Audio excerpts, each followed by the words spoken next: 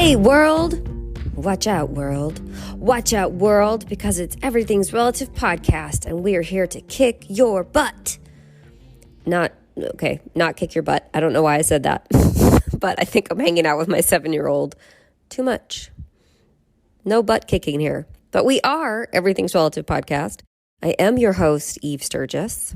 I'm not really kicking anyone's butt, I promise, but I am talking with everyone I can about the DNA discoveries and how modern science is blowing up people's lives. I am what we call an NPE. This means I found out as an adult that my dad is not my dad. So let's get this straight. The man who raised me is 100% my dad.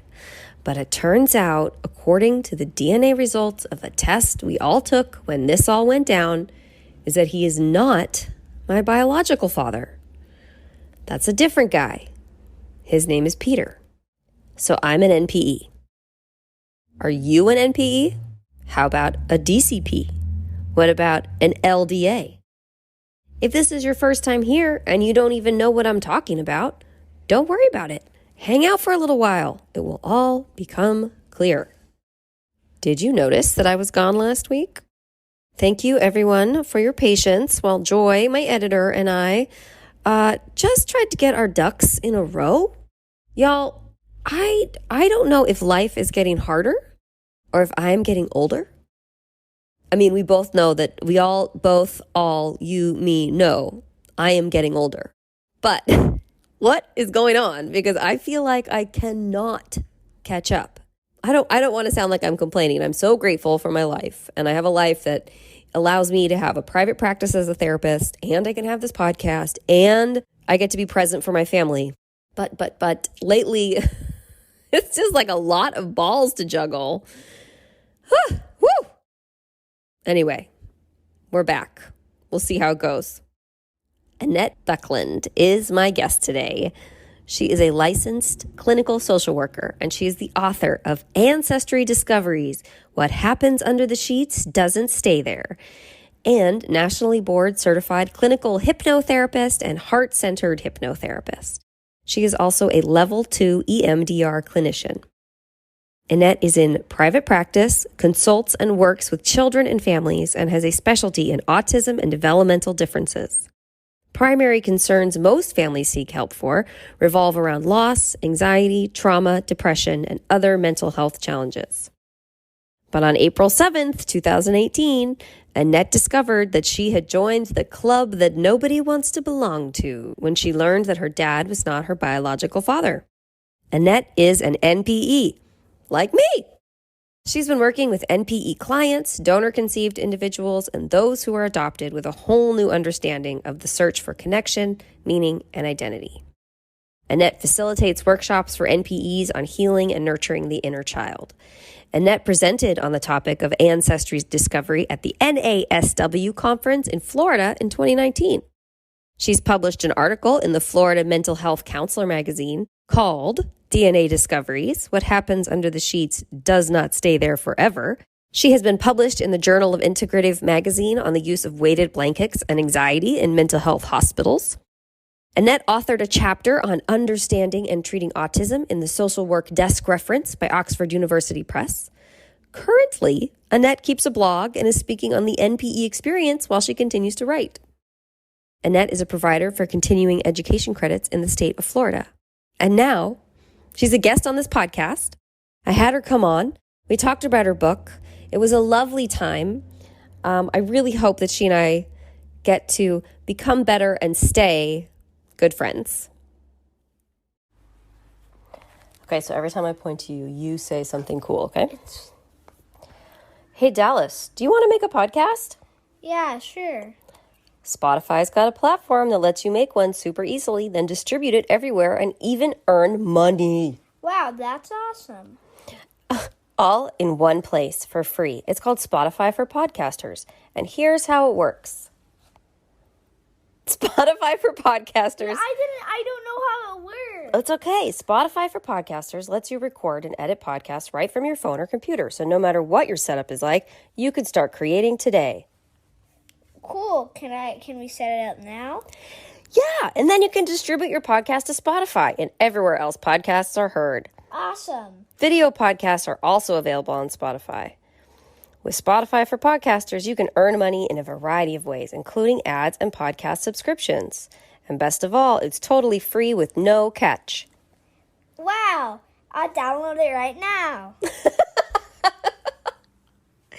Ever since I discovered Spotify for Podcasters, food tastes better, wine tastes sweeter, and I'm a better mother to Dallas. Isn't that true? Yep. I highly recommend you give it a try. Download the Spotify for Podcasters app or go to www.spotify.com/podcasters to get started. I bet you're good with kids. I try. Yeah. Just reading. I mean, I haven't read your whole book, but reading some of it, you just have, I think it's just your levity. You have a sense of humor and you have a young at heart energy. So I imagine those things work really well with kids. Yeah. Well, they're fun to work with. I mean, some of it's sad because there's a lot of trauma, but for the most part, they are completely and totally awesome. And I'm everybody's grandmother, which I really kind of like. Oh, yeah. Yeah. Totally. They kind of consider me their grandmother, which is not bad. And it doesn't matter who they are, or what their ethnicity is, or what culture they came from, what the color of their skin. None of that matters because they don't care. Right. So we do great. Yeah. Great. You've got a comforting maternal essence, and that's what they're connecting with. Thank you. Yeah. And how long has the book been out now? About a year? Since November 1st, it was released. Okay. I was going to say a year. What am I thinking? Much shorter than a year. Yeah. And so how has it been for you since it's been out? I didn't have the reaction that I thought I was going to have. I mean, I was obviously very relieved, but I had a book release in my hometown in Lyndhurst, New Jersey, at a pizza parlor named Mr. Bruno's, because I thought, where's a really good place to have this? And I thought the thing I miss most about New Jersey is the pizza. Well, that's one of the things, but good food, Italian food especially. But I contacted Mr. Bruno's pizza and Italian restaurant, and he said sure. So I had promotional items sent up there, posters and things like that. And I actually had the book release the weekend before the book came out, the end of October. And I was so shocked at my reaction to it because it made my story real. The story's always been real, obviously, surviving the trauma and still working through it. But the story became really real to me because I had people I hadn't seen in 40 years showing up to give me hugs. Wow. Wow, that's great. That's great that people are connecting with it and excited for a local person. So you did this book release, did you just email people that you knew, or did you advertise for it for the Mr. Bruno's? Yeah, Mr. Bruno's. But so I emailed, and I have been collecting email addresses from my blog. It was announced on Facebook. I went to all of the local Facebook pages that promote, what's going on in town, and that's how I found out it was available from Amazon already for pre-order. It was like I said I didn't want to do that, but it's coming out anyway. So people were ordering it, and somebody from Lyndhurst said, "I just ordered your book." I said, "From where?" And she said, "From Amazon." And I was like, "But it's not out yet." And she said, "Yes, it is." That's so funny. Leave it to Amazon to have their own agenda. They do what they want to do. So and I wrote press releases. In fact, I'm on probably a fourth draft of another press release for some local promotion here. So we'll see what happens with that. Cool. And how has the reaction been from people that read it? I've gotten pretty much all positive reaction.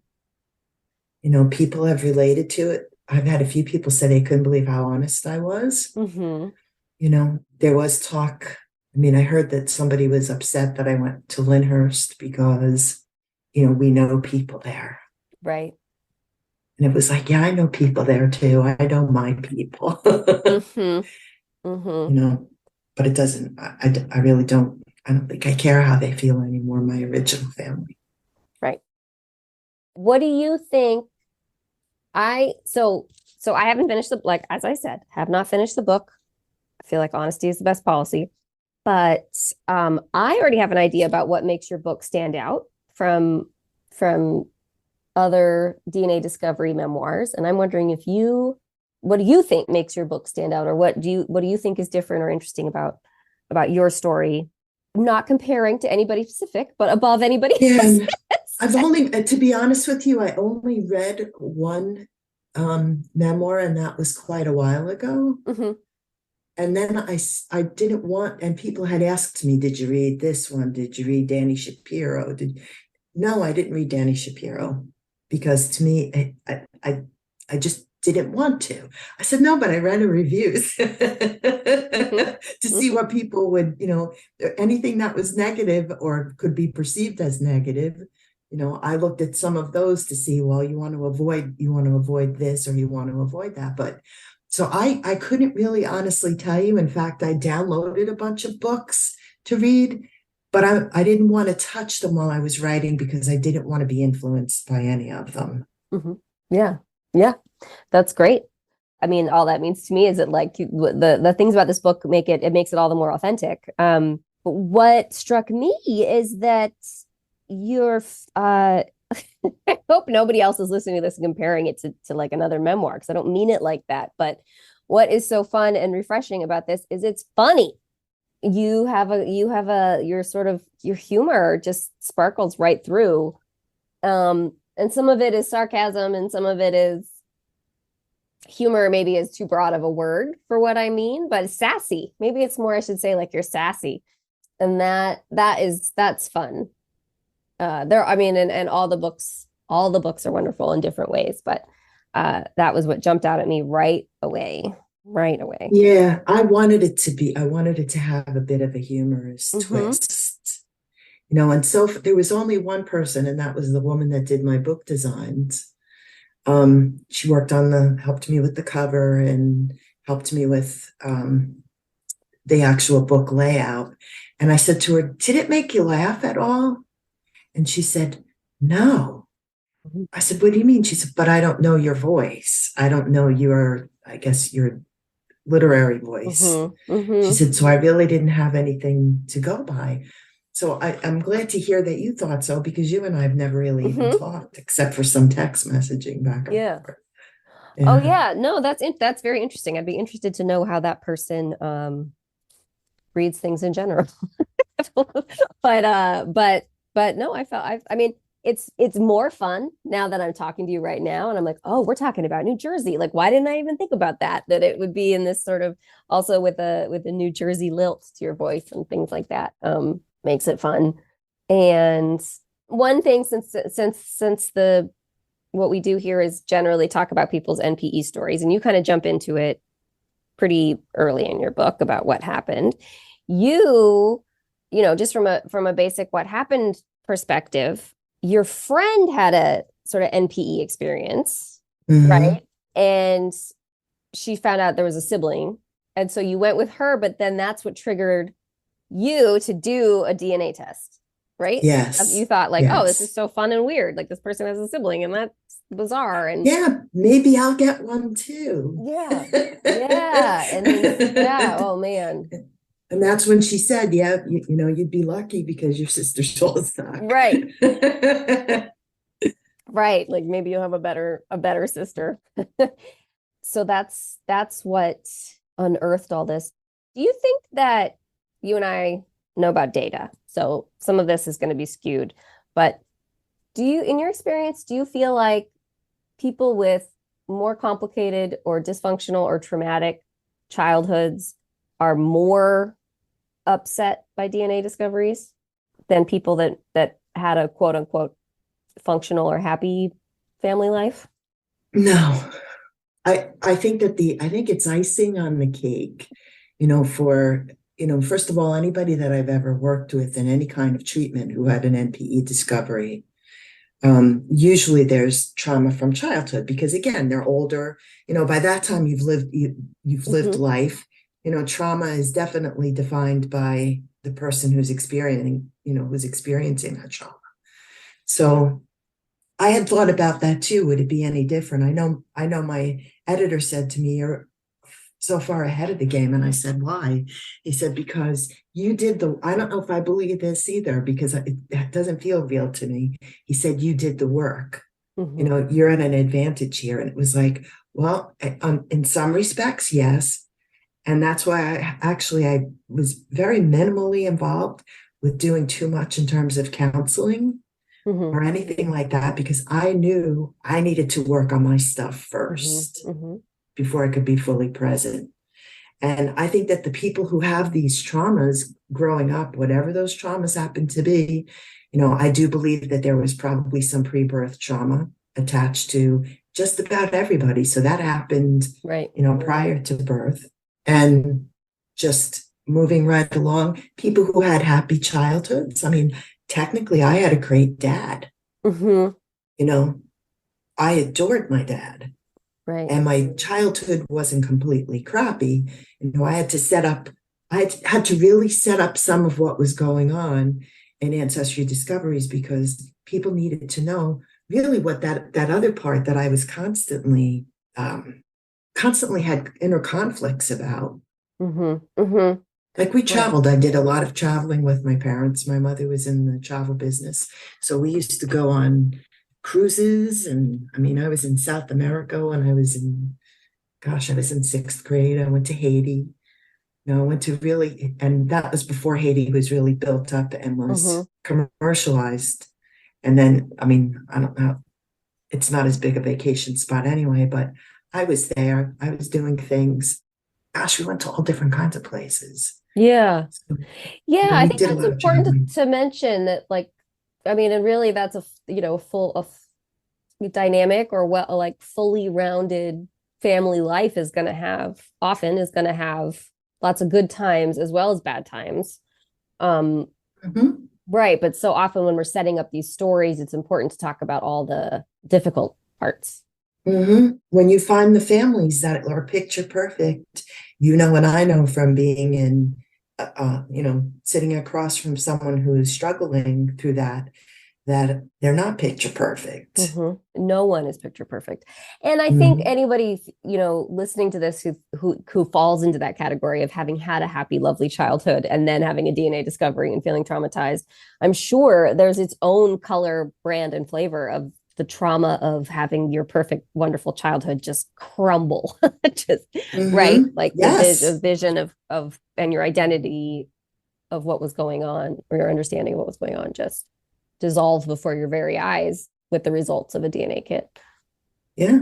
So, and sometimes I mean, a lot of the time it's something that I think about a lot, especially that's why sometimes free time could be dangerous. So I try and keep myself in the moment, because if my mind is wandering during some of that free time, I go to those places and I try and figure things out.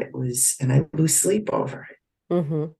There's a lot about that that I know a lot of people will connect with, is the losing sleep over trying to put all the pieces together at different times, right? Like, so the obvious one that you talk about is the just literal family tree, just like what happened, and it's sort of the way that the answers become a bit of an obsession. And yes. And that can like that, the obsession, I want to say like the beast of obsession. I don't know if it's a beast always, but that can pop up again and again in my experience, that you can get the answers. So you have some you have some like black and white answers of names on paper, but then come all the questions of things you'll never be able to answer about what was going on. And the trauma, and I think that's the piece too, is dealing with the aftermath of trauma. I came up with this, did you ever see the movie A Beautiful Mind? Okay, I don't want to be a spoiler, have a spoiler alert in case anybody on the listens, is listening and hasn't seen it and they go and get it, but With I Russell have to Crowe. because yeah, it's an Yeah, older right? movie. And Paul Bettany. It's a great movie. It is. It's wonderful. Well, you know how at the end where he doesn't acknowledge he sees them, he sees his hallucinations, but he doesn't acknowledge them. And I thought, my goodness, that's what this feels like. This Mm-hmm. whole DNA thing feels like it's a part of my life now. And I can fight that and I can try and bury it, but it's only going to cause me more problems. It's only going to re-traumatize me because I'm denying what I feel. I think that's fantastic. And it like it surprises me that you're the first person that said that after my own therapist used a beautiful mind once years ago to talk to Mhm. me about trauma and the things and the way that my mind works. And Mhm. can I find a way to live in a life where yeah, so now everybody go see Beautiful Minds. You understand what we're talking about. At the end, but the idea that things need to be disappeared or that healing means you never think about things again or these Mhm. thoughts aren't there or to be quote unquote fixed.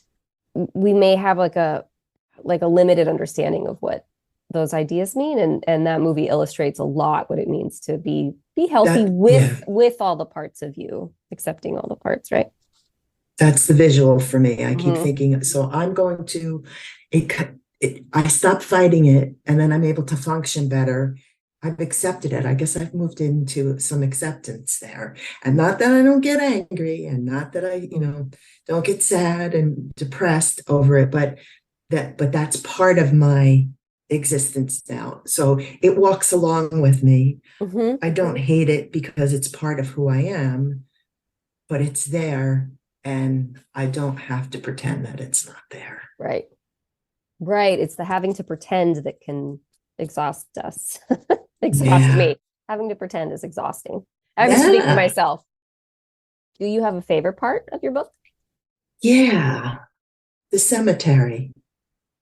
Mm. I don't know if you got that far yet, but anyway, so I was up at a writing class up in at the Omega Institute in New York, and I had decided because I was going down to New Jersey, I was going to be spending some time with my sister, Hmm. and I thought I'm going to go to the cemetery on my way there. And it was supposed to rain. It didn't. It was a beautiful day, and I had to print out a map of where all of the graves were. I had seen a picture of it because my aunt Charlene showed me a picture of the grave, and so I knew I had this map, and it's like, how do you read a cemetery map? I don't know. You can't use any kind of directions on your phone or anything like that. So there I am trying to find this map. Now I've never been in a Jewish cemetery in my life. I didn't know, like, I didn't know, I wasn't even sure how people were buried in there. If they were buried the same way, never looked any of that stuff up. So I park and I'm like, there's no bodies underneath where I'm parked here. And I go, and it's a beautiful, beautiful place.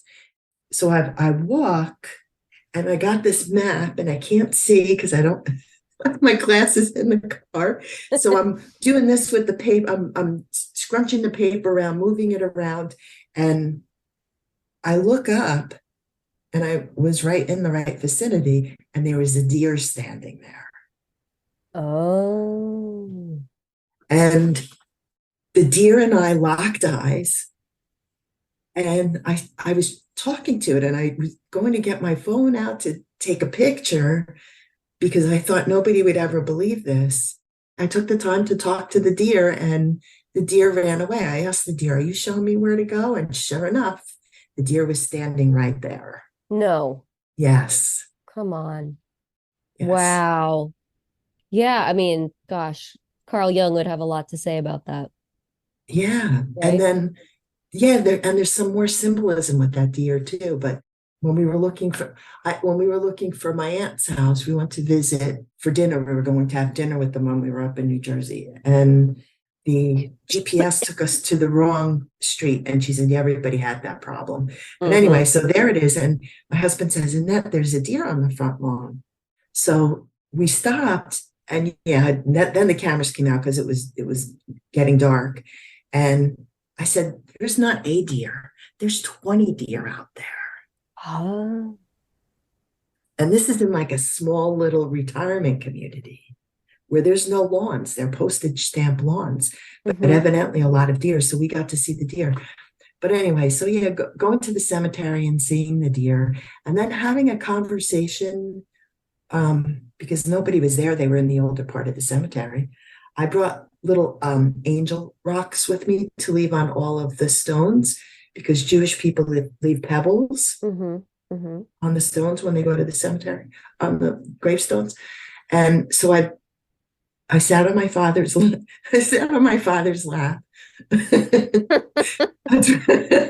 I brought a towel to sit on his lap because I thought it's the only time I'm really going to get to do it. So I said, I'm here and I'm sitting on your lap. So I said hello to him, and I said hello to my grandmother and my grandfather. And then I had an uncle who died when he was 19. But I never thought I would enjoy a cemetery so much. Yeah, it sounds lovely and like a sort of calming, transformative experience. Yes. Like a grounding experience.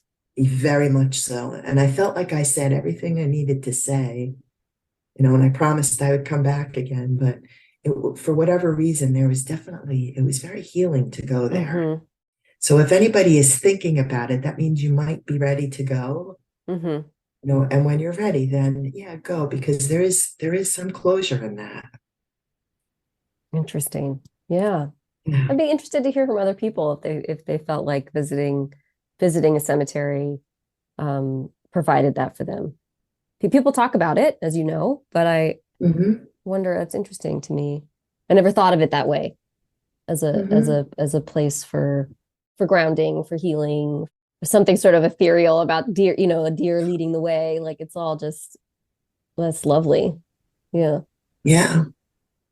And then I have these bookmarks that I gave out and still give out. If somebody orders a book from, I think you have one with the book on it. Yeah. That poem on the back. I was looking for something on Ernest Hemingway. And I thought, because a lot of my writing I was doing while we were down in the Keys last January. In fact, I sat and did a whole lot of writing, and I thought, I'm here. It's like Hemingway land here. And I feel very connected to that. And then we had gone down to the Bahamas for a few days in September, and the same thing. I felt like Hemingway was there, and I just had a very strong connection. So I know this EH is, somebody told me it's not Ernest Hemingway. But anyway, I read the poem to Aunt Rosie when we were up to visit, and I had given her a book, and I read her the poem because she, couldn't see it. The print is so small. And she said, Annette, that was your father's favorite author. Nuh-uh. Really? Wow. Yeah. So I've had a lot, in order to recognize those signs or recognize those synchronicities. Little bits of comfort that you get too along the way from those synchronicities. It was, you have to just be open to paying attention to them. So true. So true. Did anything surprise you when you wrote the book about the process or while you were doing it? I cried my eyes out while I was writing. I would go down and stay at my son's house for a few days, and Dog said if he traveled and use his setup and write, because it was perfect. There were no distractions there. I had to let his dogs out once in a while, but I did a lot of crying. I should go through it and write down my aha moments and write about those, maybe blog about those. But there were just so many of those that would hit me. I know for me, it was extremely therapeutic. Did you feel like the part that was surprising about crying a lot was that a lot of it was things you had assumed that you had already worked through? Yes. Yeah. So it was like, like your childhood stuff with your sisters or whatever. Like, you've talked about that a million times. So like, why now are all these tears coming out about this? I'd go back and I'd read my own Mm-hmm. story, and really the things that made me cry were probably, some of them were from that, but most of them were from most of them were related to finding my discovery day Mm-hmm. in April of 2018. That, and when I read that story and how I can feel that pretty quickly, I can revisit that grief in the blink of an eye if I remember, Mm-hmm. if I think about my dad and losing him all over again. Mm-hmm. I'm surprised I'm not still angry at my mother, but I'm not. I haven't been for some time Mm-hmm. because I figured it out. Right. There were unresolved pieces of my past that I couldn't rectify. Couldn't make it. None of it made sense to me. Like why she was distant when I was a child, and why she just. Sometimes it felt like I was being avoided. I have a client that I'm going to send your book to for that very connection. Yeah. She's processing that same thing. Well, because I was also regressed to my birth twice. And the first time I was listening to a CD by Brian Weiss. Mm-hmm. He does past life regressions. Okay. When you do and that's, again, depending on your belief system. And I explain that in the book too. It doesn't have to be a past life. It could be something that you're processing in a dream state. But when I did it, and he takes you back to your birth, because in hypnosis, like if I'm doing hypnosis with someone, I'll regress them to different parts of their life. If we're looking, especially if it's really related to trauma. And when was the first time you felt that way? And when was the next time you felt that way? And when was the next time? And so when Brian Weiss did his shtick, he took us to our birth. And he said, everybody's so happy and blah, blah, and the lights, and everybody's saying congratulations.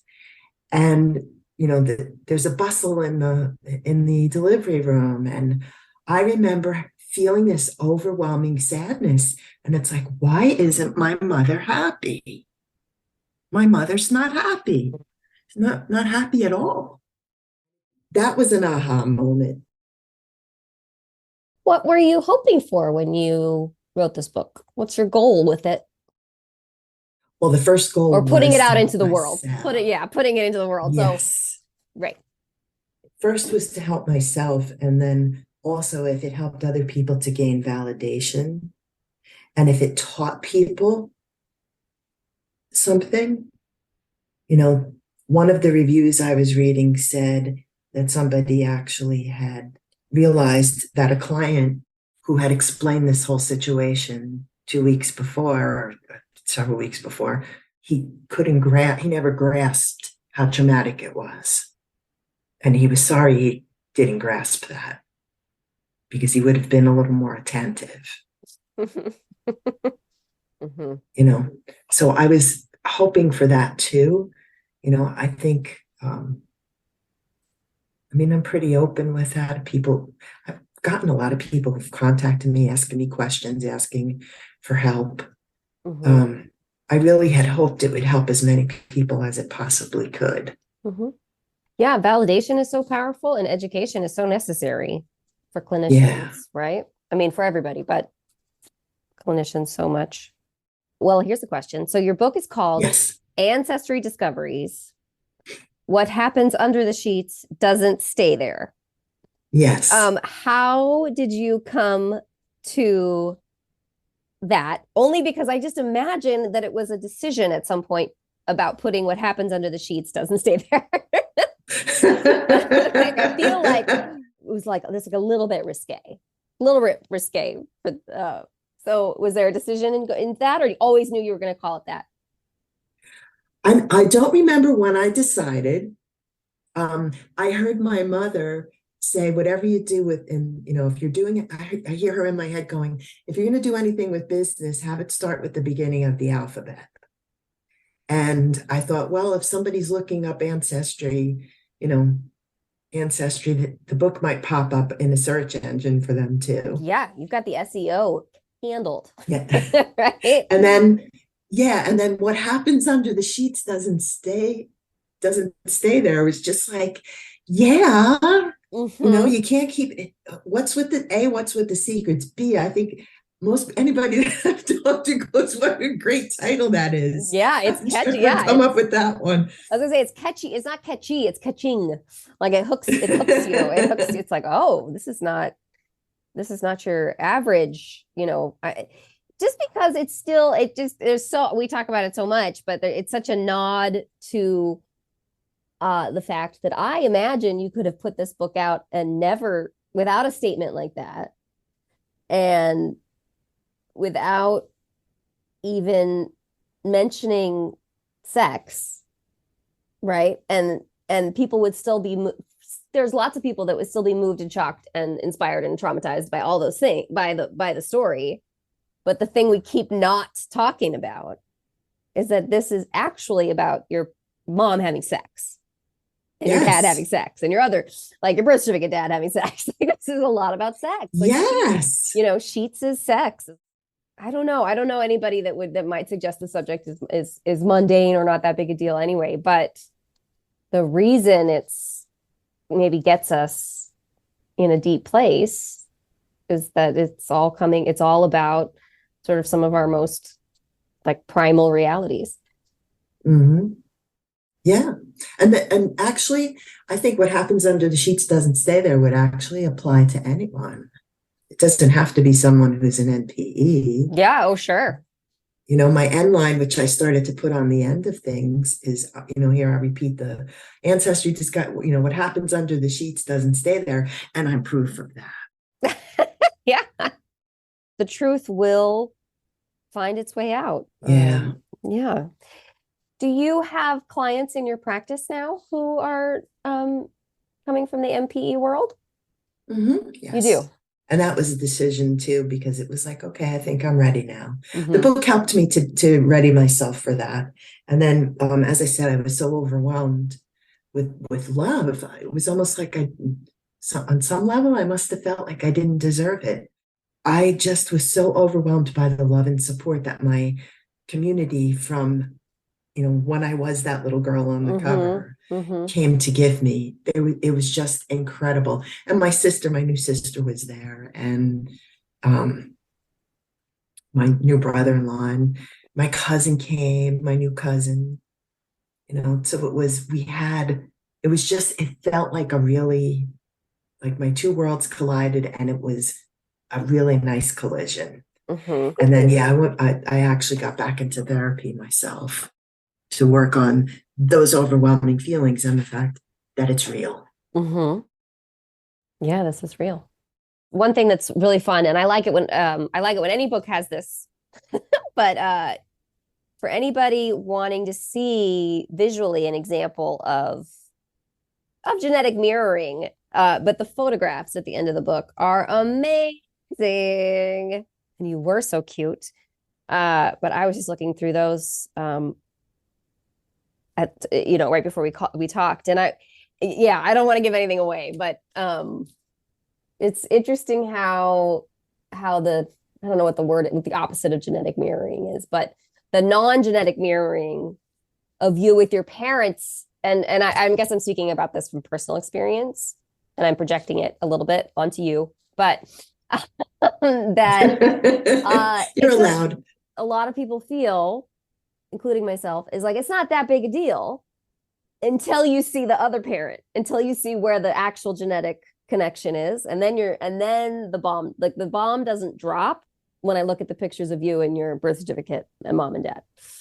Like, I look at those pictures and it's like, yeah, okay. And then you look at your dad and the boom. It's just really a great illustration. If there were a textbook about this experience, this would be a good picture example. So I really like that. Love a book with pictures. Yeah, thank you. I let the book designer pick the pictures because there were some that they were definites, but I let her pick them. Otherwise you would have had a whole album. Yeah, I relate to that. Thank goodness for book designers and, or subject, people with a more objective eye on our projects, right? Yes. Yeah. Yes. Is there anything that you want people to know, especially if they're brand new to their DNA discovery? Is there anything you would say to them now that you're in your place with yours? Therapy, therapy, Mhm. therapy, therapy. You need somebody to talk to. Join the support groups. Mind your consumption of anything that is mood altering, like drugs or alcohol, because, having a little glass of wine in the evening could turn into having a whole bottle or more. Mhm. And you don't want to go down that route because it's going to stop you from feeling.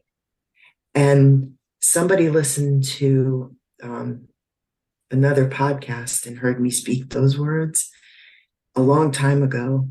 And I actually got a beautiful email from her saying she, threw the vodka away. She had a whole bottle. She Mm. threw because she realized it can really be a crutch. Feel whatever it is you feel, go through it. If you need a day to feel crappy, feel crappy. There's going to be holidays where you don't even feel like celebrating, and you may do a few things because you have family around. But whatever comes. Let it come, let it be. Walk with it, embrace it, and you have to take really good care of yourself. Yeah. Yeah, we might not talk about that enough in the community about Mm-hmm. about all the vices that one can partake in or indulge in or whatever with trauma. Mm-hmm. Anything can become an ism. Right. And if it becomes an ism, then it's, whether it's workaholism, which unfortunately the world thinks is just great, Mm-hmm. Mm-hmm. um, alcohol is like, aside from the obvious, the alcoholism, things like that. But you can develop an addiction just because you keep throwing yourself into something Mm-hmm. because you want to numb whatever pain that is. And if you need to numb it, it's okay to be like, accept, I guess, being numb, because there's going to be times you feel that way, but don't add to it. Don't make it worse. Yeah, that's the trauma piece. Mm-hmm. This is really, people don't, people, they shrug their shoulders and say, well, it's not that bad. I had a good dad. Yeah, I said that in the beginning, probably Mm-hmm. too. Mm-hmm. But I realized how much I was in denial. Mm-hmm. Yeah, finding the time and space and place to feel your feelings is so Hmm. important.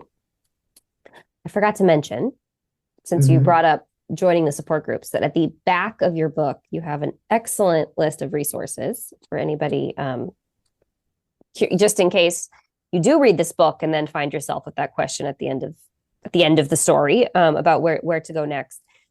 So I think that's a lovely act of service to include all of that. That's the social work in me, the social Yeah, worker right. in Yeah, me. We're into absolutely. Yep. resources. I'm going to add that too to the Ancestry Discoveries website so that people Mm-hmm. can access it if they don't have access to the book. And the other thing that I really love on there is that the book designer put a QR code for Spotify. I love that. What? I mean, I see. Wait, what? Yes. What? So if you do that, now originally what I Oh, it's really right here at wanted the to, top. yes, I had music quotes from different song lyrics in the beginning of each Oh, chapter. And then I found out that I can't do that because of copyright laws. I'd have to get permission from all of the producers of right. whatever said music it is. And I thought, well, okay, then I had to take that out and I had to search out other quotes that felt right to me or meant something to Mm-hmm, me. mm-hmm. But I thought I can make a playlist on Spotify. So I've had that going for quite some time. That is cool. I saw the QR code and just didn't read the description of what it was. Yeah. Wow. That is cool. Very modern. Very I kind know. of futuristic. Books. One day books will have QR codes. And you can put your phone over it and then you get led to music from a book. Yeah. Yeah, very cool. Is there anything I didn't ask you that you wished I had asked you or that you No, because I came into this with, that's why I had said, are you sending me questions or anything? Right. Because no, there's nothing I could really think of. Well, that's great. I'm always worried for the day I say that and somebody reminds me that I didn't ask the most obvious question that I should have asked or something like, well, Mhm. yeah, do you want to ask me about the name of my book or something? Yeah, or like, do you want to, I don't know, say my name in this process? Um, Great. Well, thank you so much. This was so nice, fun and nice, and lovely to get to meet you finally. Anybody interested in the book Ancestry Discoveries, What Happens Under the Sheets Doesn't Stay There by Annette Becklund, um, please go to my website. I'm going to have all the links there, or go to Amazon. Get it yourself on Amazon. But yeah, and any other resources you want, head on over there. I'll make sure everything is available, and I'll put some information on the socials. And any comments for Annette or myself, send my way if you want. If you don't send them her way. And I look forward to seeing you in a couple months. Yeah, I look forward to seeing you too. Yeah, and if anybody does want to reach me or has questions, they can go either. I have two websites. I have ancestrydiscoveries.com. Whoa, good There's a one. contact Good URL, Annette. How'd you get that one? fast. I did it fast. Yeah, I was gonna say you jumped on that one. Yes, I did. Well, that was when I decided to blog. So it was right after probably early 2019. So that happened. But they can reach me there, or they can also reach me on my therapy website, which is AnnetteLBecklund.com. My author page is in there too. Excellent. I'll try and make sure that all the ways to find you and your book and your resources are easily acquired. Great. This was just great. It was. You're wonderful. No, thanks. I need it as much as anybody. Right? True. Right. True. Wonderful. I will be in touch when I have a lot of episodes to work on, and I will be in touch when I know when this one's going to be. Okie dokie. Yeah, and I'll put it up on my sites too, so people listen. Okay. Do you have Instagram? Okay. I do, but I'm really bad with it. It's okay. It's okay. All right. I keep saying I really and yep, and people laugh at me because it's like I really have to like make some time to figure out like what I'm doing with that, because I know I follow people and they follow me. If I go on Instagram once a week, it's a lot. There has to be a limit of what we are expected to do, right? Yes. It's just yeah, no pressure from me to have an Instagram, believe me. I just want to make sure if I tagged you in anything that I was. Oh, that's the anybody tags me, and I think it's under Annette 3. You know what? Hold on, let me see what it is. But I'll tell you, I don't know how to like tag it so I can share it. Annette 327. Yeah, that's it. Oh yeah, I'm gonna follow you. Requested. It's got your cute face on there. Yeah, because I want to do that on Instagram, and then it moved it to my Facebook profile too, without me knowing it was going to do that. Thanks, technology. I've had those moments too, where things pop up on the wrong account. Oh well. All right. Well, I'll be in touch. All right, super. All right. And yeah, stay in touch. Okay. Yeah. Thank you so much, Annette. Have a great weekend. You have a long weekend? You too. Yeah. You have Martin Luther King Day off? No, I'll be working. Are you working Monday? I have an interview. I got to interview an associate, but not for podcast, for therapy. So we'll see. I'll have to have my business face on, but I don't have like a day of clients or anything like that. All right. Take care. All righty. Bye. Thanks. You too. Bye. I actually got to be with Annette last weekend in New Jersey for the Higher Earth Hope and Healing Spring Retreat a few weekends ago. I don't know when this episode is playing. Anyway, it was really recently. Just trust me. It was totally unfair because Annette and I were both scheduled to be facilitators at the same time. So what that means is we actually didn't get to see each other or spend any time together. We just passed each other at one point in the hallway. That was it. Oh well. One of these days it will work out. I am sure I'm not alone in wishing I had more time and space to just spend time with people. Speaking of time and space, that is all the time and space I have for this episode. So let me go on with our weekends. I'm sure you all have things to do, places to be, families to feed, parties to party. If you have any questions or comments, compliments, or criticisms, email me. It's very easy. My address is eve@everythingsrelativepodcast.com, or you can find me on the socials. I'm Everything's Relative Podcast on Instagram and Facebook. And what else? Just come tell your story. Contact me. Keep in touch. Process your experience with my journal, Who Even Am I Anymore? Now available on Amazon and through my website.